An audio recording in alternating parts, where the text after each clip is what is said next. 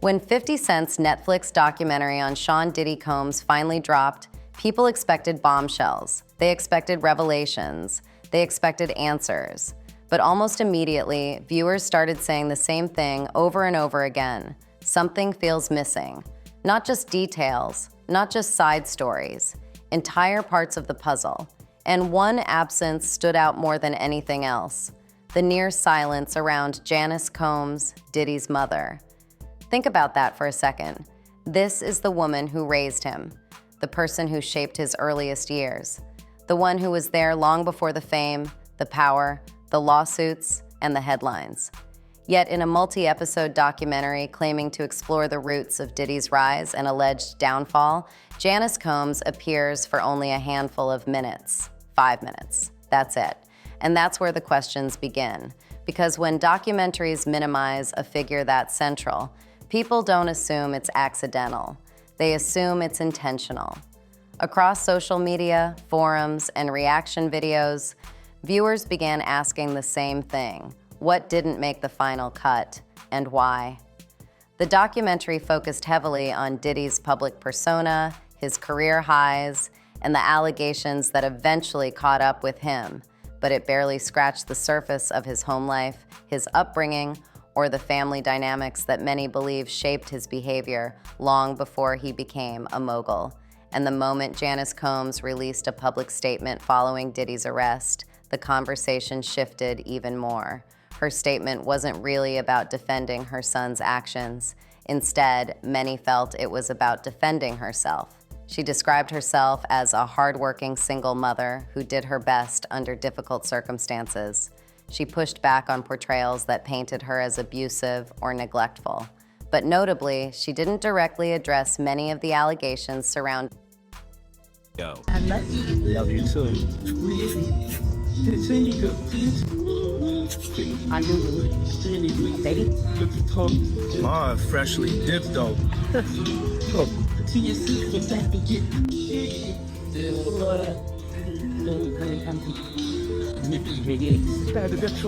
I was trying to show it you.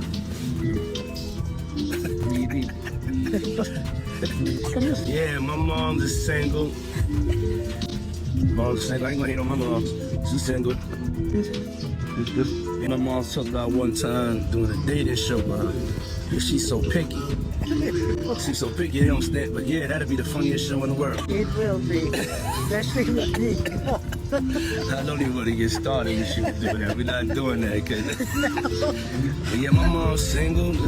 Yeah, for real. Mom do know how to have a good time. Cause ain't sitting in the house playing.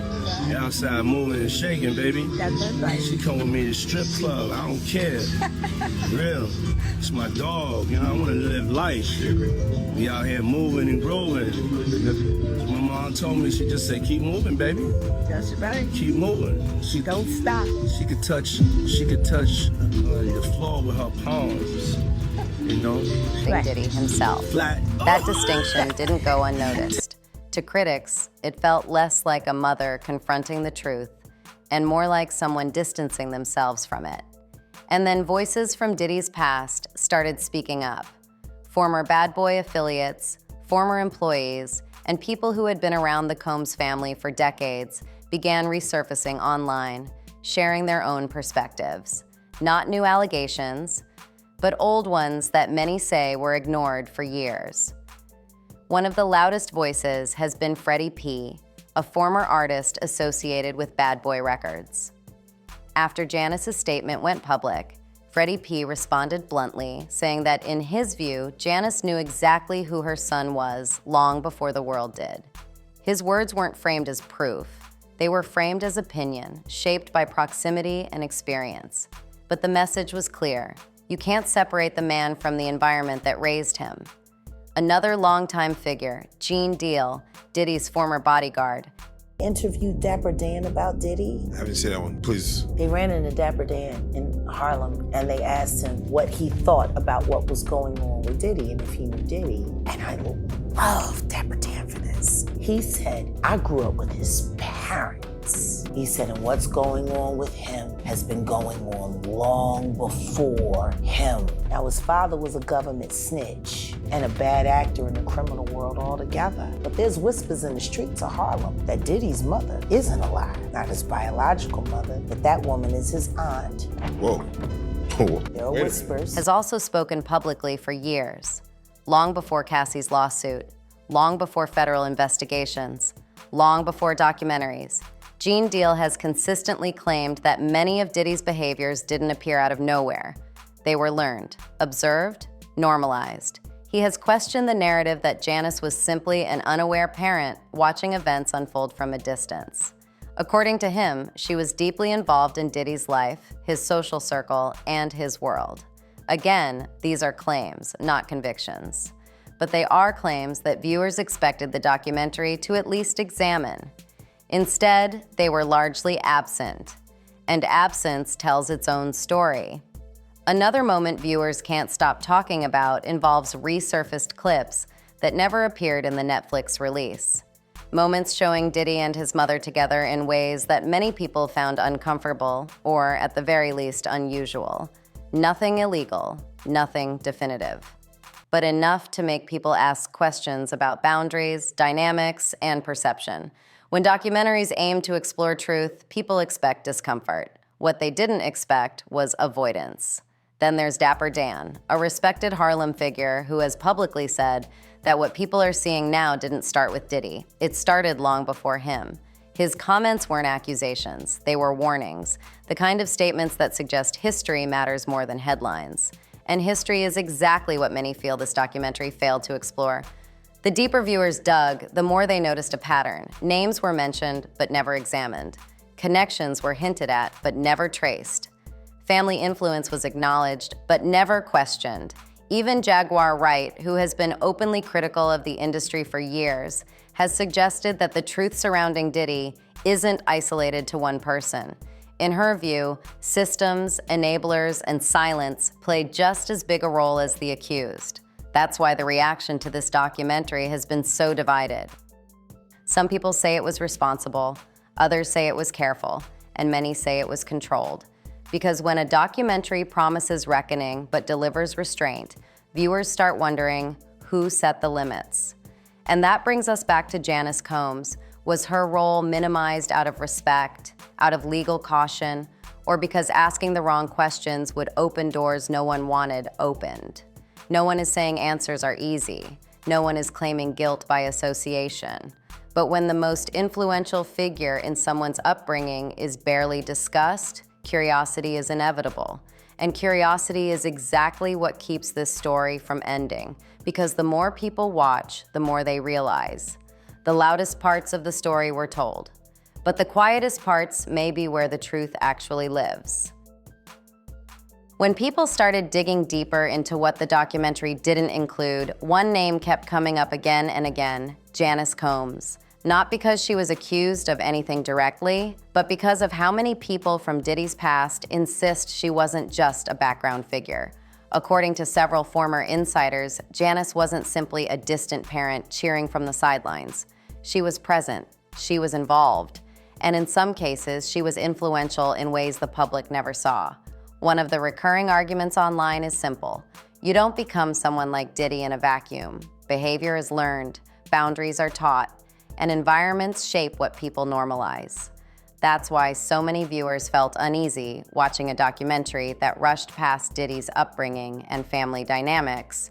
His mother had a modeling agency, and it was alleged that it was also ladies of the night, a prostitution ring too, or these ladies was doing things other than modeling. So the apple don't fall far from the tree, yeah? So now you gotta understand this, and looking at her and some of the stuff that he was saying, and their relationship has changed since. Choosing instead to focus on adult consequences without fully exploring the origins. Former bodyguard Gene Deal has repeatedly stated that Janice Combs was a constant presence in Diddy's world. Not just at family gatherings, but at industry events, business environments, and social settings where power dynamics were already complicated. Gene has claimed that Janice knew more than people think, not necessarily because she participated, but because she was always nearby. And in his view, proximity matters. Again, these are claims. not court findings. But they are claims made by someone who was there. And Jean isn't the only one. Former Bad Boy associate Mom came out defending him. She made a comment saying that Diddy is not a monster. Yeah, he not a monster. She is. But I don't want to go there. But she is. She's the fucking monster. Everything in her fucking name. She's the monster. She created that, and y'all gonna see on that Netflix. Y'all just. Kirk Burroughs has also spoken about tensions between Diddy and his mother, dating back decades. One of the most controversial stories tied to the early 1990s, like following the tragic City College crowd crush, involved allegations of a confrontation between Diddy and Janice during that period. Janice has publicly denied those claims. Others maintain different versions. The truth may never be fully confirmed, but the fact that this history barely appears in the documentary raised eyebrows. Because if you're telling a full story, uncomfortable moments matter. Another layer that many people felt was missing involved patterns, not crimes, not accusations, patterns. Viewers noticed that several former Bad Boy artists, Craig Mack, Black Rob, and others, passed away without ever publicly telling their full stories. Others are bound by non-disclosure agreements that legally prevent them from speaking. And that's where the conversation turns darker. Some fans believe Janice Combs may have been the ultimate keeper of secrets, not because she orchestrated wrongdoing, but because she represented stability, loyalty, and silence. That belief is reinforced by long-standing rumors that many of Diddy's assets were placed in family names, including his mother's. That practice alone isn't illegal. It's common in estate planning. But in the context of mounting lawsuits and investigations, it becomes a focal point of speculation. Is it protection? Is it trust? Or is it strategic? Former Bad Boy artist Mace has suggested in interviews that if anyone knows everything about Diddy's past, it's his mother. Not because she documented it, but because she lived through it. That idea has taken on new life since the documentary aired. Because once people realized what wasn't shown, they started searching for what existed outside of Netflix's edit. Old interviews, archived clips, behind-the-scenes footage. One particular video that resurfaced online showed Diddy and his mother together in a casual setting, joking, laughing, and interacting in ways that many viewers described as odd or uncomfortable, depending on interpretation. Nothing criminal, nothing explicit, just unusual. And when audiences start using words like unusual, it means trust has already been shaken. Another recurring discussion point involves boundaries. Psychologists often say that blurred boundaries in childhood can lead to distorted perceptions of power and consent in adulthood. That doesn't assign blame, it explains behavior. And that's where many critics say the documentary failed. Instead of asking how Diddy became who he is, it focused on what he's accused of. And those are two very different conversations. Even Jaguar Wright has hinted that the industry doesn't operate on accidents. In her view, people rise because systems allow them to, and those systems often include family, mentors, executives, and silent protectors. She has repeatedly said that stories like Diddy's aren't isolated. They're connected to power, connected to money, connected to people who never appear on camera. Which brings us to another name viewers noticed barely appeared, Clive Davis. The documentary mentioned industry mentorship in passing, but avoided exploring how certain figures gain access to power so quickly, especially after personal tragedies like the death of Diddy's father. To some, it felt like another layer that was deliberately skimmed. Because once you start asking who opened doors, you also start asking what was expected in return. And that's where documentaries get uncomfortable. Viewers don't just want timelines, they want context. They want to understand how environments, influence, and loyalty intersect. And Janice Combs sits right at that intersection, not accused, not convicted, but central. Her silence today, combined with her limited portrayal in the documentary, has only fueled speculation. Why speak briefly and then step back? Why address perception, but not behavior? Why allow the narrative to move forward without clarification? Some believe it's protection, others believe it's exhaustion. and some believe it's strategy. Because in moments like this, silence can be louder than denial. As federal investigations continue and public interest grows, the role of enablers, real or perceived, becomes just as important as the actions of the accused. And that's why so many viewers believe the documentary didn't end the conversation. It started a new one, a conversation about mothers and sons, about loyalty versus accountability, about how much responsibility family carries when power goes unchecked, and perhaps most importantly, about why certain stories are told, while others remain locked away. Because the truth isn't always hidden, sometimes it's simply edited out. At the end of the day, what makes this documentary so controversial isn't what it showed, it's what it avoided. Netflix didn't lie. It didn't fabricate scenes or invent allegations.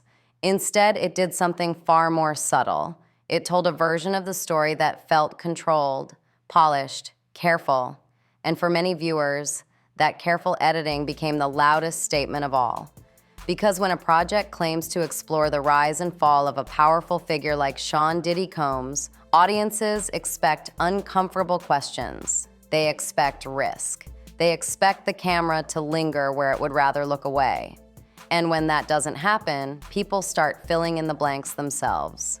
Janice Combs sits at the center of that silence, not as a defendant, not as an accused, but as a constant presence whose role was reduced to a footnote. And in a story this complex, footnotes feel intentional. The same goes for the wider circle. The industry figures, the mentors, the executives, and the systems that surrounded Diddy long before his name became synonymous with controversy. Names like Clive Davis, longtime collaborators, and close associates float at the edges of the narrative, never fully addressed, never fully examined. That doesn't automatically mean guilt, but it does mean omission. And in 2025, audiences are far less willing to accept omission as coincidence. Viewers today understand how documentaries work.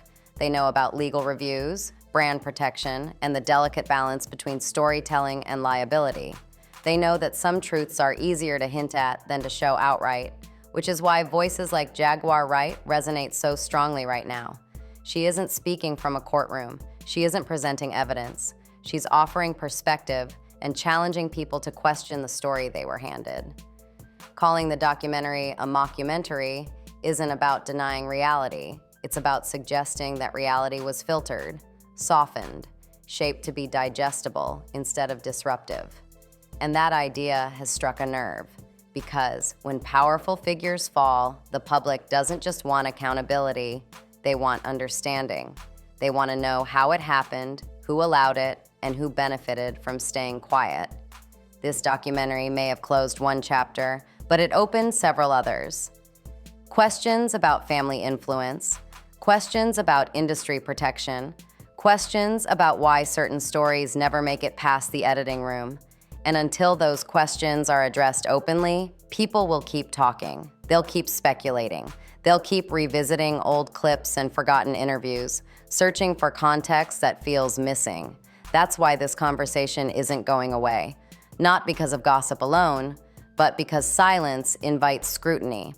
And in a moment where trust in media is already fragile, viewers are no longer satisfied with surface-level answers. They want the whole story, even the parts that make everyone uncomfortable. Now we want to hear from you. Do you think the documentary played it too safe? Do you believe key voices were minimized on purpose? Or do you think restraint was the responsible choice? Drop your thoughts in the comments. If you enjoyed this breakdown, like the video, share it, and subscribe to I Love Gossip for more deep dives into the stories everyone's talking about and the ones they're not. Because when the cameras stop rolling, the real conversation usually begins.